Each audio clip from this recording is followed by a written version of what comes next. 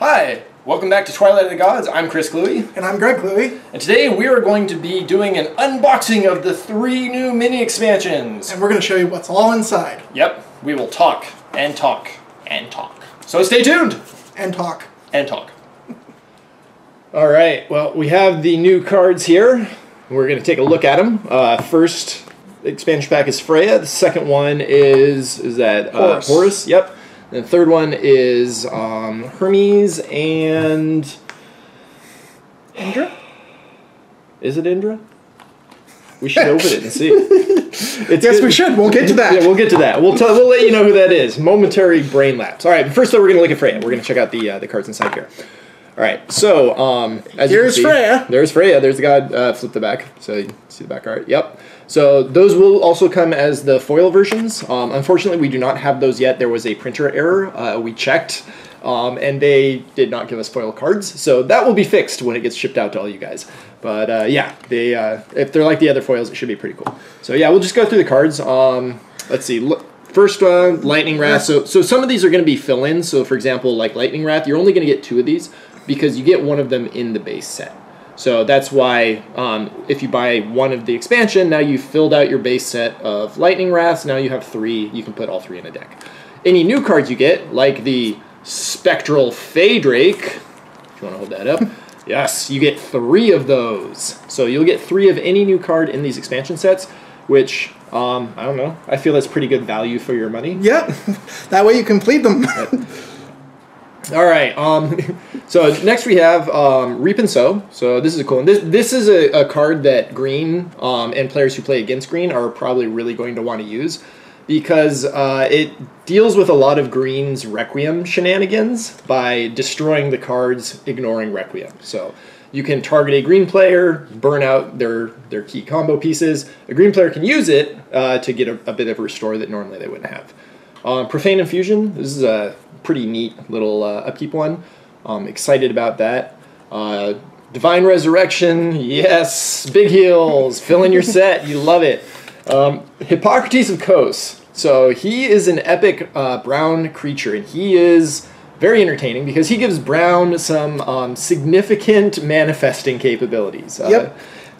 All those ones that you traded to your opponent that you couldn't reveal before or were a little hard to reveal, he makes it much easier. Plus, you get to heal yourself as you do it. Also, he was only 1 tier 3 on his cost to put into play, so he's much cheaper to put into play resource-wise versus some of the other brown cards. Yeah, so and that theme also continues with our other tier 3 brown card in this, the Copper Basilisk. Now, you notice the cost on that is 1, 2, and 1.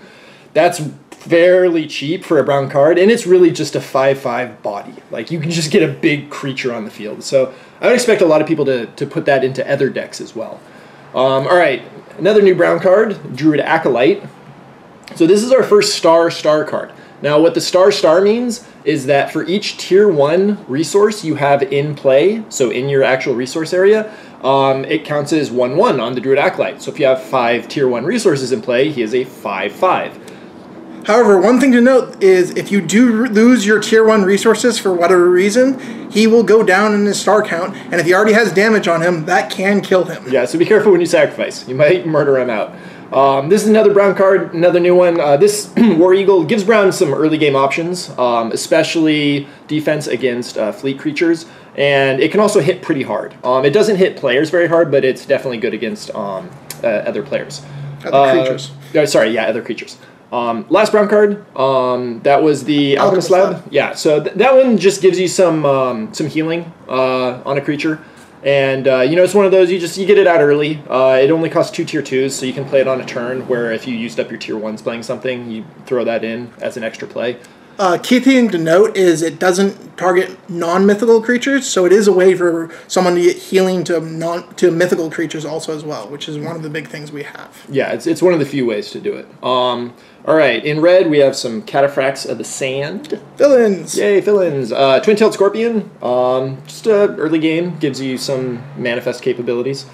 Next one, Nomad Mystic. So this guy, a lot of people can look at him and be like, what is that guy good for? He's really good because he is a nomad.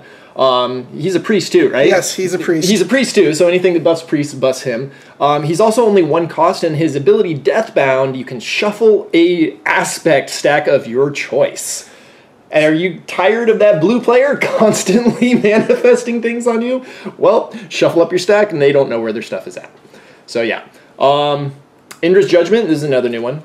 This is a red board clear. If you want to destroy all the creatures, slay them actually, you can do it. Yeah, I anticipate that we'll see quite a lot of play if your meta focuses on creatures. Then last one, Macedonia Reborn. This is another epic card. This is for red. Now a cool interaction with that is if you are in Conviction, if you have Macedonia Reborn out and you play Total War, you will prevent the 2 damage you would take because this is an epic card and Total War is an epic card, so your life stack would have armor too. We totally thought of that when we made the card and did not just realize that right now. We're good at game design. All right, Lucis Spy Master, so another blue fill-in. Con Artist. So this guy, he's kind of a win more card. He allows you to kind of lock down a resource in exchange for taking damage to himself. That's also why his cost is a bit higher. 3 tier 2s is a bit expensive. However, my favorite thing on him is the flavor text. So when you get your copy of it, make sure you read the flavor text because that one's fun. All right, next up is Arbor Squirrel, just a little cheap blue dude who allows you to do some manipulations. And then last in the Freya pack is the Deadweight Shackles. So this is a way to kind of prevent green flying circus from going overhead. Maybe a little less often. And that's Freya. All right, so that's the first pack. That is Freya. All right, so our next pack is Horus. Horus. All right. This will be an actual unboxing. No, oh, they must have checked that one. So the reason why these ones don't have plastic wrap on them is that the people at Victory Point had to check them for printer errors, and that's also something that we will be doing because we want to make sure that we get you guys the cards that are proper and correct. Yes. So first up is Horus. All right, he's a fun new god for green to play with. And back art, big old eagle head dude. Is he? No, I think he's a falcon head dude. Yeah, I'm pretty sure Horus is falcon head. All right, first green card. First green card is your Willing Sacrifice. Another fill-in. Yay, fill-ins. So what we tried to do with these, we tried to, for each faction color, they get 1 fill-in card. So you'll notice that'll be the only fill-in card for green. All the rest of the green cards will be new cards. Same for red, blue, and brown. So, the first card up is Shrieking Mandrake. This is one that I really like because it's a really good defender and a way you can stop early game. Plus the art's really cool. Clark nailed it on that one. All right, then we have Artful Fox. He's artful. So that one's fun. It's just another quick green creature. I think that's one. Does that one give you a defile? I think. Shuffling. No, yeah. So this is another aspect stack shuffling card. One of the things we wanted to get into players' hands fairly quickly was the ability to mess with big manifest chains. Because in our own play groups, we've seen you trade someone Julian, and then all the person has to do is reveal Julian the Apostate, and they flip everything. Well, if you can mess with where Julian's at, then it becomes a bit harder for them to pull that off. So we like giving you options to counter prominent metas. The next one is Aether Implosion. Big boom. This is a green epic scheme. This is a way to just blow stuff up. It's green. You're going to destroy some stuff. Yeah, you want to blow something up, you blow it up. All right, next is Pestilent Gale. So this might be my favorite artwork that Clark has done for this set because it's just the look of the skull coming out of the clouds. It almost looks kind of like Harry Potter-ish, with the of the movie. But yeah, that one's pretty cool. It's so you get a restore if you hit the obliterate trigger, but then it also is just a 2 direct damage to a creature. So for not super expensive. A Disintegrate is only 1 tier 1 more, so maybe obviously that's going to give you probably more value, but you can keep it in Conviction also as well. Yeah, exactly. You stay in Conviction and you get a restore off. Yeah, you get a restore off it. So it's pretty good. All right, next, Strangling Vines. So this one allows you to exhaust a tier 1 creature. Yes, and if you have Conviction, you can exhaust a tier 2 creature instead. Now you might ask yourself, why would I play this card? That's because exhausting a creature is very powerful. If you want to attack in, you can exhaust the creatures they can't defend. If you want to have it so they can't attack you, you can do that as well also. Yeah, you exhaust them before they attack. Or if they're using an ability, you say in response, I exhaust your creature, boom, you don't get to use your ability. It also has another obliterate trigger as well, which green really likes, and it's another way to destroy your opponent's cards so they can't restore them from the top of their life stack. So you can get that trigger. Yep. So next we have Brown, Alchemist Cohort. That's a fill-in, so you'll get 2 more of those. Then we have a Brown Epic, Asha's Command. All right, so notice how we were just talking about the power of exhaustion? That is a card that can really allow you to mess with your opponent. You'll notice also that on Conviction, since you're playing Brown, you get to restore 8. Yep. That's why it's an epic card. I like it. I mean, you get to choose what you get to exhaust, and if you exhaust a single creature, you can place a freeze mark on it. So say they have a cool epic creature that you just can't deal with. Wild Hunt. Wild Hunt. Lock it down. Lock it down for 2 turns. Yep. It's any creature, right? Yep. Yeah, so you can exhaust that. So that's really powerful because normally a lot of our scheme effects can't target epic cards. Like epic creatures tend to have a kind of innate protection because they usually can't be targeted by a lot of like kill or exhaust effects. This one gets around it because it's an epic card of its own. So very powerful. Next one is Rain of Arrows. All right, so this is one of Brown's few direct damage schemes. Caltrops, I think, is the only other one. And so this one is, it deals damage to the person, and then it also deals damage to fleet creatures. So Brown really likes taking out fleet creatures. And then you get a restore. Yeah. However, do know that it is only to fleet creatures, so if they don't have fleet creatures, you're not going to be able to do damage to them. Correct. But you can still do damage to the player. Yeah. All right, next we have an Intrigue for Brown, Chalice of Ambrosia. So this is fun because it essentially gives you an auto restore each time you play, the first time you play a Brown card during a turn. So yeah, and if you're in Conviction, you get to restore 1 to yourself, which auto restores are really, really good. And it's a fairly reasonable upkeep cost too. Yes. A tier 1 and a tier 2 for an auto restore one is pretty good. The auto restore one will also give your renewal. Yes. Renewal trigger. An auto renewal trigger at the start of your turn. If you're in Conviction, which you can then chain that off with other ones. So instead of having to cast a scheme to get that renewal trigger and stuff, you just have it. You have it. So sure, you have that cost of 1 tier 1 and 1 tier 2, but that gives you that renewal trigger. Yeah. All right, now we're into red. Hey, you want disintegrates? We got disintegrates. All right, so this is in the Horus pack. It's got disintegrates. Disintegrates. If you need more disintegrates, buy Horus. All right, first new red card in this pack, the Calcified Tortoise. So this guy's fun because he's a 2/3 immobile, so that means he can't attack. But if you pump a tier 2 into him, he gets -2/+2 until end of turn, which turns him into a 0/5. So if you've cleared off your opponent's stuff with, say, a Disintegrate, you could then turn him into a 0/5 and swing for 5 damage to your opponents. The tortoise waddles in and bites off a toe. All right, next one. This is Terminal Clash. This is another red epic card. If you want to kill stuff, you pick red. Just murder things. Terminal Clash, it does 4 damage to all players, destroy 4 to all players, ignoring Requiem, so you don't have to worry about that green stuff, and then it deals 6 damage to all players. Yeah, so you're just destroying things. It's another fun one. All right, this is one of my favorites of this new set right here. It's something I think we need to have, especially for those cheap things and stuff that you have that deal damage. This is Parry. This is counter a tier 1 scheme, and then deal 1 damage to a player's life stack. So it's those cheap schemes that people are using to do their triggers and other stuff. If you have Parry, you can stop that. Yeah, so it's a situational counterspell. It's also super cheap to cast. Normally, in mid to late game, you'll have a tier 1 open. So if your opponent starts figuring out that you're playing parries in your deck and they see you have a tier 1 open, now they have to start factoring that into their decision-making process, which might change what they do. But other than that, it's just a useful situational counter. And that's one of the things we like putting in is we're not real big fans of multi-purpose counters just because counter permission decks are not a whole lot of fun to play against.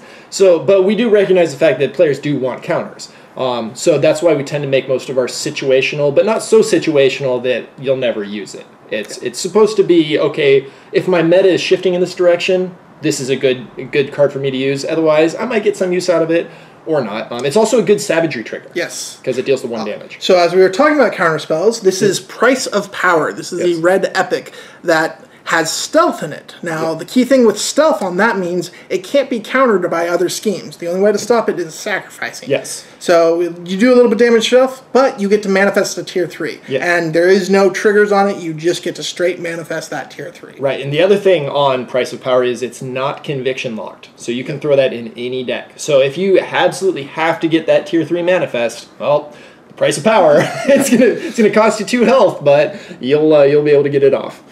All right, and then our last red card this is a really good one. It's a tier 3 intrigue, reinforcements. I really like this card because it gives you it gives you an auto restore, and it allows you to deal a point of damage to someone else. And then if you have conviction, you sort of balance out with the restore and inflict damage on yourself, but it gives you a free savagery trigger, which is really, really good because a lot of red cards get really powerful if you can hit your savagery triggers. For blue, first villain is Slaver Caravan. Yep. Finish that off. Everyone loves more gladiators. Gotta have more gladiators. All right. Ooh. Let's check and make sure that... Oh, it's at the bottom. There we go. Okay, making sure we have 3 copies. That's why we look through these.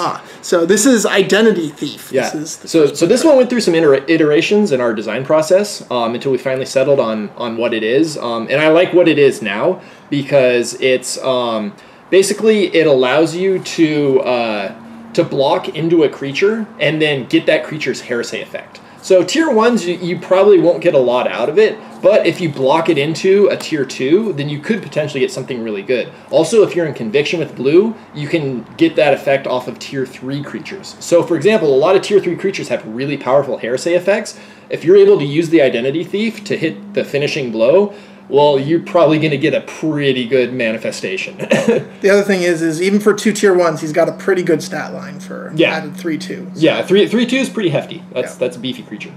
So yeah, Identity Thief. Next one's Awareness for blue. That one's fun because that's you just get to refresh a tier 1 creature. So you know how we had the tap downs from, the exhaust downs. Don't do tap. No. Yeah, can't say tap. So the exhaust downs that we had for the previous ones, this is a way where you could counteract that, or you could use it as a combat trick on its own, where you attack in and they think you can't block, and now you can because you can refresh creatures so you can block. Right, and so that actually plays well with other factions too, because some other factions have some powerful tier 1 creatures that have like high fight but not a whole lot of life. The Druid Acolyte, the Star. Late game, if you swing with that as a 4/4/5/5, they then think you can't block, and you could then refresh it back up with this card. Yeah, so lots of tricks to be had. All right, and then our last one is... Oh, wait, is that our last one? Yes. Oh, no. We have one more. One more, yes. All right, we'll save that one for the bottom. So our last one is Mark of the Leper. So this one's fun because this allows you to play with your opponent's conviction. So what it does, you get to put 3 leper mini cards in play under target opponent's control, and then you restore 1 for each one put into play. So you'll get a restore 3 off it. You're giving them 3 bodies on the field, but the main thing is lepers are red. So if you're playing against, say, blue, brown, or green, and they're playing a full conviction deck, all of a sudden you give them a red leper, and they're like, oh no, where did my conviction go? Especially if they're doing something like the brown restore to restore 14, you could then drop it down to 8 by just giving them 1 leper. Yeah, and it's a scheme, so you can play it in response. You're like, oh, Divine Resurrection? No, have a leper. Then they're sad. All right, and then our last card is a green one, Green Epic. It was tucked in at the bottom. We have Yggdrasil, the World Tree. All right, now if you notice on Yggdrasil, the World Tree, it can only be played if you do not have Yggdrasil Rotting in play. What's that? What's Yggdrasil Rotting? Might be a card that we will reveal at some point in the future, but that one's just a cool epic fortification. Gives you some choices when your creatures die, and actually it gives your opponent choices when your creatures die, and then they have to choose between 2 bad choices. So because those are always fun. It's because then they agonize over what do I want to do. So but yeah, so that's the Horus one. Again, lots of stuff to fill out your decks to give you new strategies, new things to work with, and I think you guys will enjoy it. Yes. Alright, now we're going to look at the 3rd mini-expansion, and this one is Hermes and Indra. So this one has 2 gods. Now the reason this one has 2 gods is, if you'll notice, the first one had a brown god, Freya. The second one had a green god, Horus. This one has a red god and a blue god, all the factions get a god, hooray! So that's one of the big things that we focus on, is making sure all factions are treated equally. So that way no one feels like they're left out in terms of what they get to do. Because that always sucks when you're like, oh, this faction got all the cool new toys and we didn't get anything. Not a lot of fun. All right. So the first card is a fill-in. Yep, Woodland Sylph. Single fill-in. Let's make sure we look through this. And yeah, it looks like they're all in order. All right. Cool. So Woodland Sylph, yep, fill-in. Just extra card, get to throw it in. All right, our next one. Rostam, the first Paladin. First Paladin. Yep. So Rostam is very exciting because his stat line, you might initially look at him like a 3-2 for an epic. Lame. But he has armor 1, initiative. He can't receive blessings from any other sources. And he can't lose blessings from any other sources. Yes, remember that for the future. That's important. But whenever Rostam inflicts damage to a creature and the creature dies in that turn, Rostam receives a blessing. Yep. And when he has 3 blessings, he gets overrun. So he becomes a 6/5 overrun initiative armor 1. Yeah, which, your opponent's going to cry at that point. So the key thing with him is trying to get him buffed up enough. He won't die to the 2 damage pings. You have to be careful of night raids, though. Yes. So, yeah, he's a fun one. So, all right, next up, green card. Pictish Scavengers. So these guys are pretty cool because they have exhaust, remove a blessing from target creature. Can't target Rostam. Yeah, can't target Rostam, but anything else is fair game. And if you removed a blessing, you get to destroy 1 from your discard stack. So these are a really good Requiem enabler, especially if you don't want to play a scheme from your hand. So as long as there's blessings out on the field, and there will be lots of ways to get blessings in the future, these guys are really, really good at synchronizing with that. So yeah. Plus they eat horses. Yes. Yeah, make sure you guys read the flavor text. I put a lot of work into like tying in a bunch of different kind of characters and storylines, so you'll notice some stuff that kind of repeats. Next one's Mandrake Patch. Mandrake Patch. So notice those mandrakes that we had earlier? Yep. This is a way to help them. Yes. So this goes with the mandrakes, and one of the cool thing about Mandrake Patch is not just that it makes your mandrakes tougher, or that you can put a mandrake in for free. It's when this card is destroyed, you can destroy a tier 1 fortification, i.e. your opponent's Hydra Nest. Or Nomad Camps, or something else. Or Leper Quarters, or just any of the really annoying tier 1 fortifications that you don't really want to waste a rubble on or something else. This gives you a way to be like, okay, cool, I'm just going to exhaust it and blow up your fortification. Yeah, it cost me a tier 2, but I got rid of it. So, all right, next one. We have Raw's Eclipse, and the art on this one is fantastic as well. I want a big version of that because just the Eclipse sun looks amazing. So this is a slightly smaller board clear. It's not on the same level as Indra's Judgment. It won't kill quite as big things. However, you do get to do a destroy trigger yourself, which will allow you to get your Requiem. And then other than that, you could also destroy out another card ignoring Requiem. So if you have like a Fanatic of Hades in your discard stack or something like that, then there's ways to get rid of those without suffering the downsides. So just a good, solid Tier 3 card. Casting cost isn't too expensive. You could put a Fanatic of Hades in play, then cast Raw's Eclipse. The Fanatic's Hades would die, you get the free resource, then you could destroy it, ignoring Requiem, and you'd not have to worry about it from then on. Combos! Indeed. All right. For Brown, we have a fill-in. This is Caltrops. Yay! Everyone loves Caltrops. New card. New card. This is Tomb Guard. All right, Tomb Guard's fun. This is one I really like from Brown. Yeah, so this gives Brown some recursion because it's kind of like with the the skeletal Dragontooth Soldiers. Yeah, Dragontooth Soldiers. Yeah, so those guys come back by destroying out a creature. Tomb Guard gets to come back as long as you can pay their cost. Which, it'll slow down your resources because you're having to pay the cost, but you have a 3/2 body that as long as you don't restore, will just keep coming back. And that can be pretty powerful. So yeah, that's a cool one. I anticipate Brown getting a lot of use out of that one. Next one, Abyssal Consort. This is a beefy Tier 3 card. 2/7. So if the Abyssal Consort gets through, it's doing a lot of damage. But the really cool thing about the Abyssal Consort is it changes your restores to destroys and vice versa. So as a Brown player, you'll notice Brown is the only faction where you actually get to choose who gets restored. Yep. The other factions always restore yourself. So if you're playing against someone that's trying to use, say, red or green or blue restores on themselves, all of a sudden those turn into destroys. so they have to destroy to themselves. So, yeah, she allows you to do some pretty wonky stuff and kind of change. You can build a deck around her to really flip the game during the end game. Next one is Nascent Leyline. So this is a bit of a mana accelerator, but not really, in that you can return one of your tier 1 aspects from your resource area to your aspect stack, and if you do, you add 2 tier 1 power for playing a creature. So you get an extra tier 1 power, but you're slowing down your resource generation. But those tier 1 creatures that cost 3 tier 1s, instead of having to trade your opponent for that 3rd tier 1 or having to seize it, you can still build up the normal resource bases of 2 tier 1s, 2 tier 2s, and 1 tier 3, which is what we see as the normal curve when we're playing in our play group. And you can build that and still have that 3 tier 1s when you need it. Right. And since the resource isn't destroyed, it just temporarily goes away for a turn. It's, it's easy to use. However, you do have to be careful of creature limit. Yes. If you're relying on a couple tier 1s to block for you and then one goes away, that might not be good.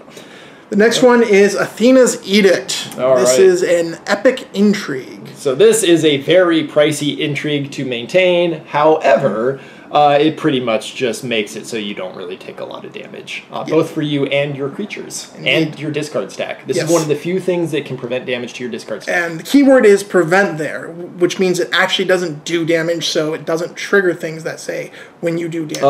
No, actually that one would, because that's armor 2. It gives you discard stack armor 2. To your creatures, it prevents. Yeah, prevents to creatures. So it prevents to creatures. Yeah. So, and the reason why it prevents to creatures is so that stuff with like Guardian and stuff like that, like you don't get free Guardian triggers. However, you'll still get effects from hitting discard stacks because armor, even though it blocks the damage, it still counts as taking the damage. For red, the first one is a fill-in, which is Anarchist Mob. Everyone loves Anarchist Mobs. Just ping. And then red gets another fill-in, because who doesn't love 5/5 Legions of the Burning Fist? Alright.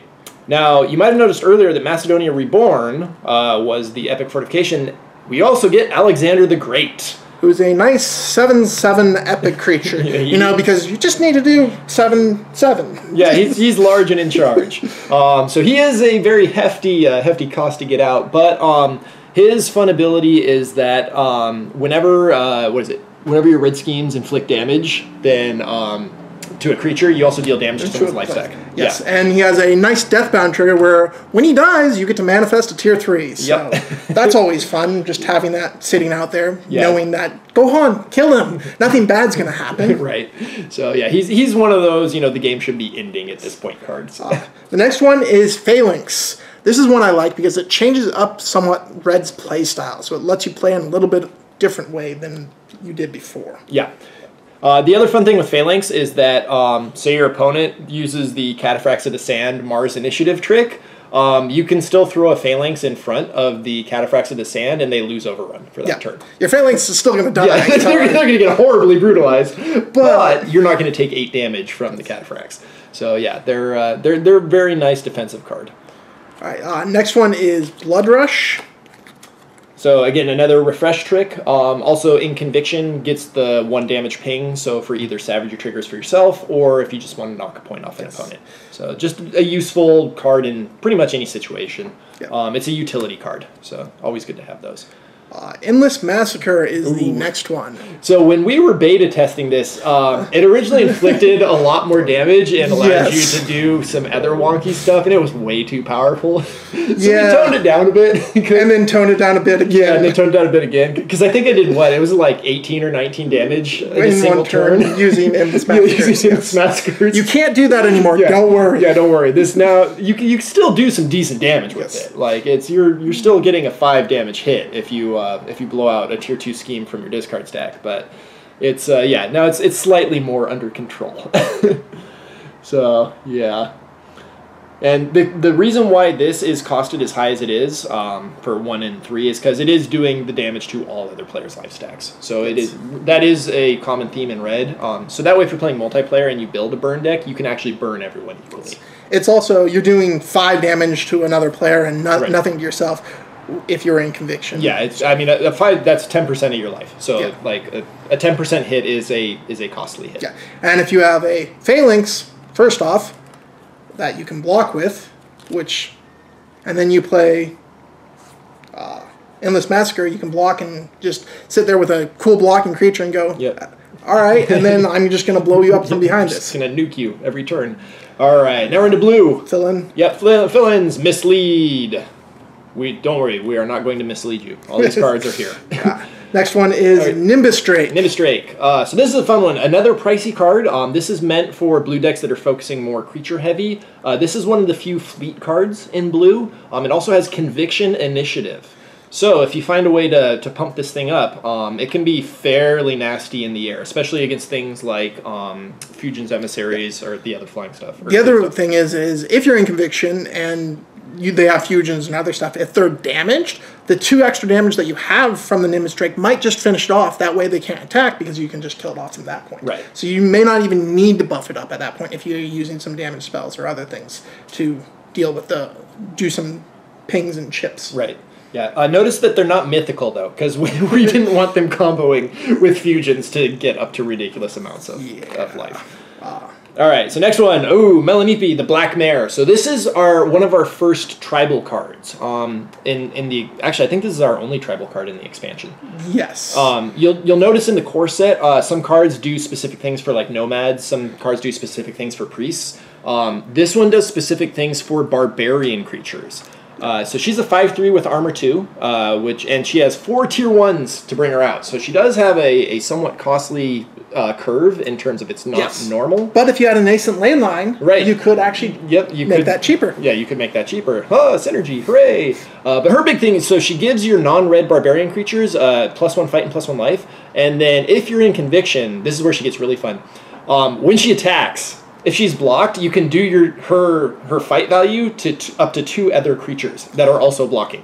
Yes. So your opponent if you attack in with 3 creatures, your opponent has to choose to either block her and her alone, letting the other 2 get through, or they block the other 2 and let her get through. Or they block all of them and foolishly realize, then they just die. And she goes 5 damage, 5 damage, 5 damage. And then you have tears. Yeah, and then there's a great wailing and gnashing of teeth. Unless if someone does something like Curse of the Leper and gives you some lepers, and then you're no longer in Conviction, and then you don't have that. QQ.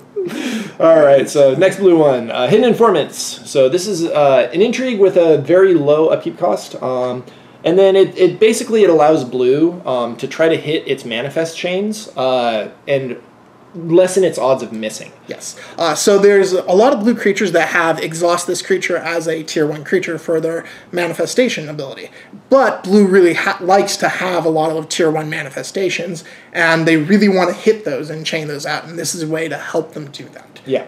And it's cheap. It doesn't cost a lot to keep in play. So it's if you're trying to set up those early manifest chains, then you'll probably want to get this out. Yeah.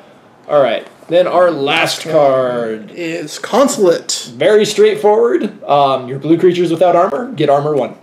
Your tier 1 and tier 2. Tier 1, tier 2. Sorry, not the tier 3s. Your tier 3s are already good enough with their armor that they got on some of them. But yeah, so this makes blue's creatures a bit beefier. It's not too expensive to get out, just 2 tier 1s. And especially helpful early game. Yeah. Because if you get out like a Stoic Pikeman or the Dragon's Tooth Soldier. Just that 1 extra armor lets them live through a lot of that early game. And 2 tier 1s to put out, it's only 1 more than a Leper Quarter to get out. So to have that. So it offers you some variance in terms of what your fortification. The other thing is it's not Conviction lock either, so even you can play this in a non-blue deck if you have the blue tier 1 or tier 2 creatures that you use in that and want to make them a little bit more survivable. Yep. All right, so that's it. Those are the 3 expansions. We're really looking forward to seeing you guys play with these and stuff and having fun with them. Yeah, we want to see what decks you guys come up with, because we've made some, but I know that whatever you guys make are going to be they're going to be interesting.